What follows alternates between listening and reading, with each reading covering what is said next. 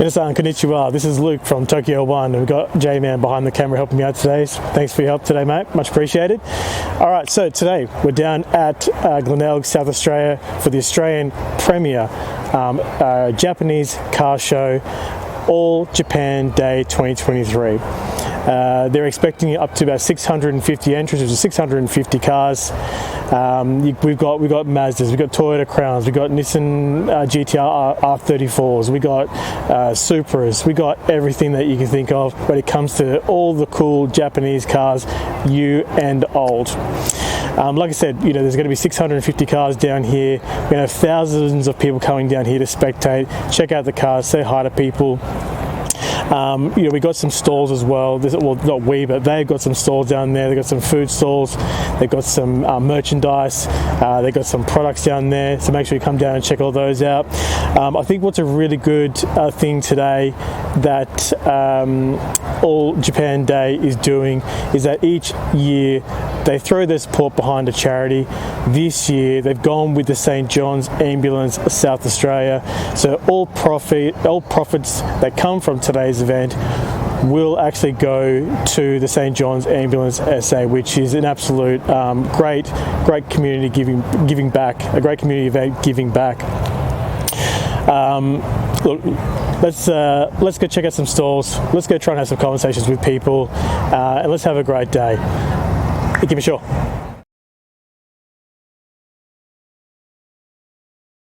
Kristian, thank you very much for being on Tokyo One YouTube channel. Can you just tell us a little bit about today? For a first time like me, this is the first time I've actually been to the event. Can you tell me about how the event came about and why it's been so successful over the years?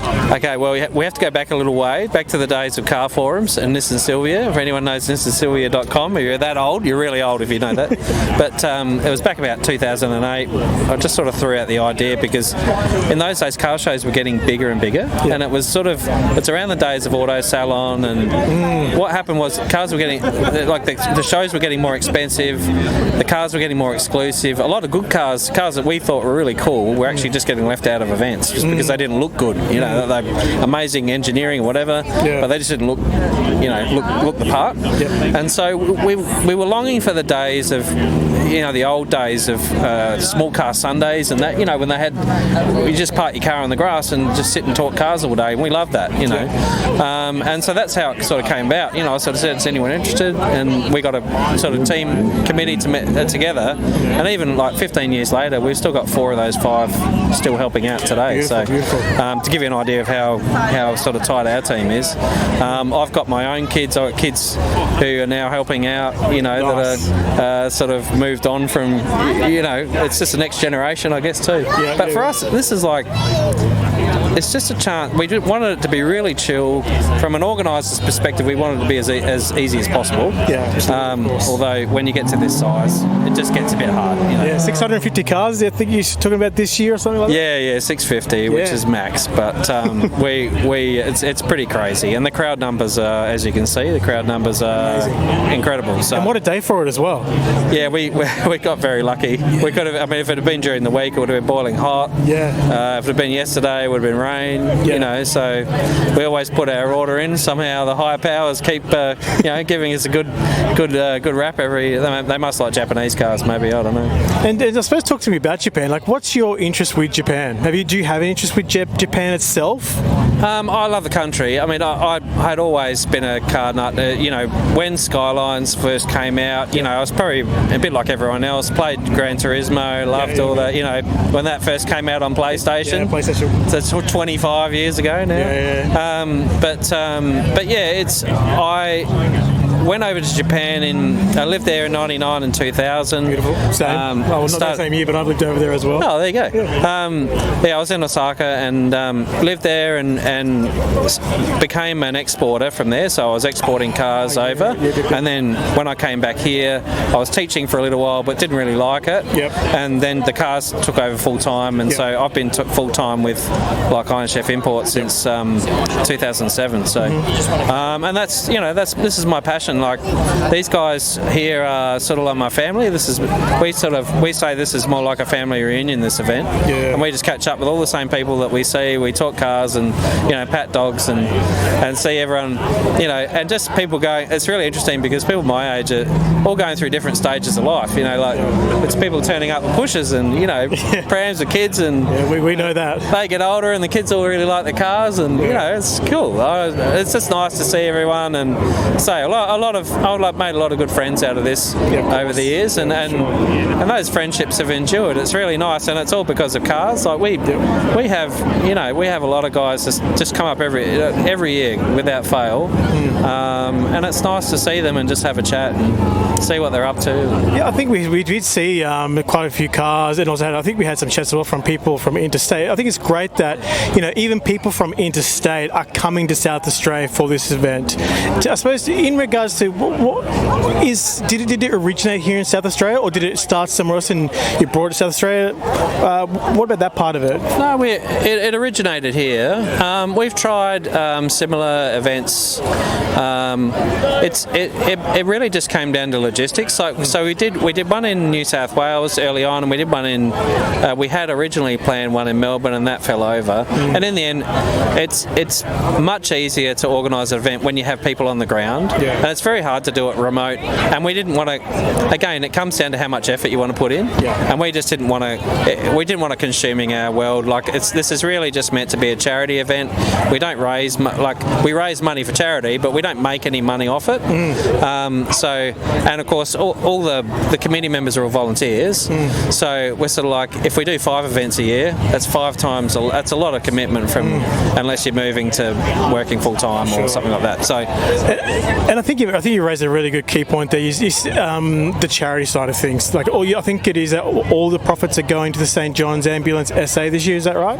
Yeah, we change every year. This year it's St John's, so we pick out something that's relevant to either to people in the group or to people that are part of the community. One year we raised money to assist a member who's well known in the community, and his partner had passed away, and just with some stuff for the kids and just to help support him. So it really depends. Some charities are close to our hearts, some are more relevant to the people that that attend and support our events. So we just change every year. Well, I think it's great that you've created such a community event like this. You're giving back to obviously charity as well. I think it's amazing what you guys are doing, and like I said, to be honest, this is the first time that we've come here, and I think it's absolutely awesome. It's absolutely awesome because we appreciate cars, but we're probably not as into it as you guys. But just being here, seeing all these beautiful cars, it's a great event. It really is. It's a bit of a shock when you come the first time because the crowd numbers are ridiculous. And I will say this is probably the biggest I've ever seen. So, nice, but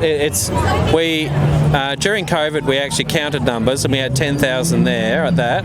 I think this is probably higher. It's probably 15,000. Walking through. I mean, it's a bit hard to obviously monitor, but it is. You can see it is flat out here today. So it's not just here; it's obviously over on the other reserve as well. So it's massive. Holdfast Council has actually been really supportive of this event. It's obviously we have to be a little bit careful with neighbours and making sure people aren't too silly. But we, as traditionally, we've had a very good relationship with the council. They've been very supportive of us, which is why we keep it here, because it's such a great venue. People can walk around and do things. So it's great. Beautiful. And just the last couple of quick fire questions. Favourite Japanese food? Okonomiyaki.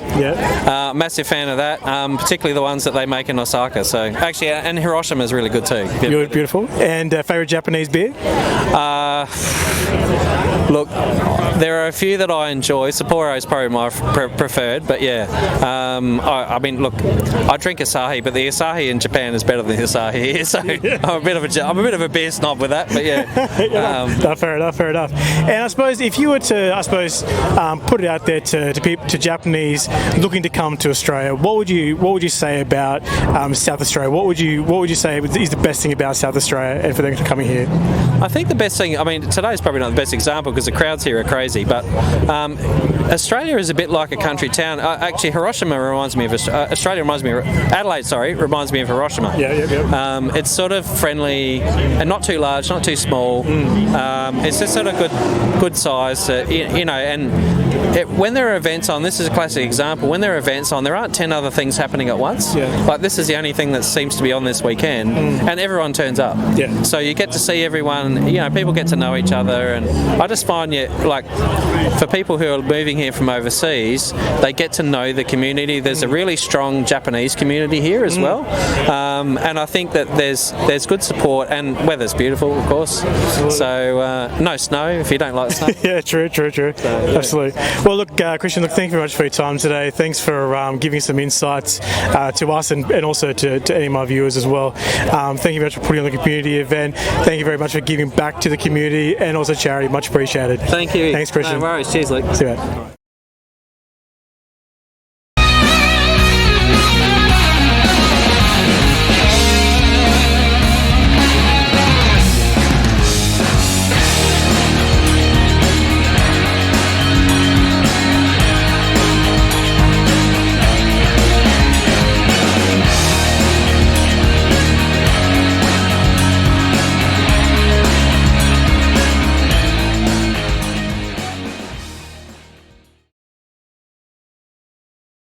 G'day, how's it going? Good yourself? Not too bad. What's your name? Sebastian. Nice to meet you, Sebastian. And this is your ride? Yes, it is. What can you tell us a little bit about the ride? So it's a 2020 Honda Civic Vintage IS. Okay, so Gavin, can you just tell us a little bit about your ride today? Without geeking and boring everyone else too much, this is a Mitsubishi Legnum Super VR4. Just because they're rare doesn't mean they're actually valuable. Valuable to me. So it's a 1999 Honda S2000. It's got a Valside body kit, a few other mods. Yeah. Are you actually from South Australia or are you from interstate? In South Australia. South Australia? Yeah. Cool. And whereabouts are you from? Down from Melbourne, actually made the trip for it too, so it's a beautiful day to get down to Glenelg. Are you from South Australia or are you interstate? South Australia, yeah. Cool, nice. Favourite Japanese food? Favourite Japanese food? Oh, unagi, just that eel sushi, it's good. Oh, poke. I think it's poke sticks. Yeah, I think that. Yeah. Cool. And say teriyaki chicken. Favourite Japanese beer? Japanese beer. Oh, what's that really dark Sapporo? Sapporo Black? That's the one. Really dark Sapporo. Captain Obvious. That's the one. Sahi. Yeah. Promoting to a Japanese person, what would you say would be an awesome thing for them to come and see in South Australia? Probably the car community, like all events around South Australia. Yep. Do you go to any other car events here in South Australia? Horizon, Lifestyle, Hot Dog Motorsports. We do host one as well. Cool. Yeah. Shout out to all those. I would actually just recommend just to take your time to say good day just about everyone. Keep away from the tours and just take the risk. You can't get any worse, can only get better. One last question. Which is your favourite Fast and the Furious? The first one, definitely.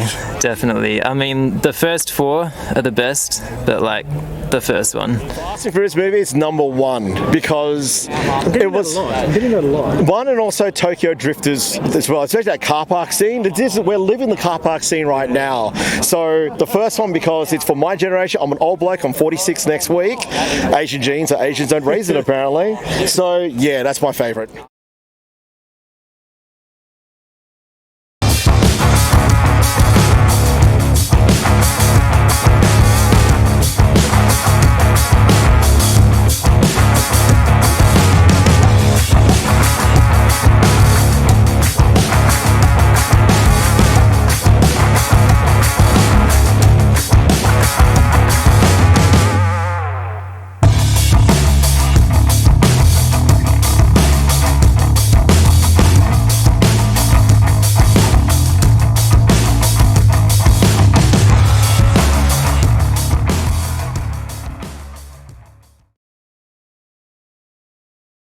Okay, so we're going to wrap up today the 2023 All Japan Day event down at Glenelg. It's been a stellar day, 650 car, thousands and thousands of spectators coming down to see it all.